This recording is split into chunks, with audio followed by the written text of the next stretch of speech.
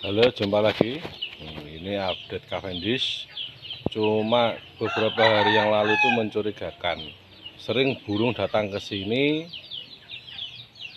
padahal pisangnya belum masak. Coba kita cek apa yang ada di dalam.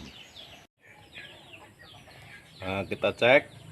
Nah, ternyata ada 2 butir telur burung. Nah, karena yang sering ke sini burung kutilang, jadi kemungkinan besar ini telur burung kutilang. Semoga nanti menetas sebelum pisang ini kita tebang agar bisa terbang anakannya. Kalau enggak ya kita rawat nanti. Oke, sampai begitu dulu. Salam dari petani pisang.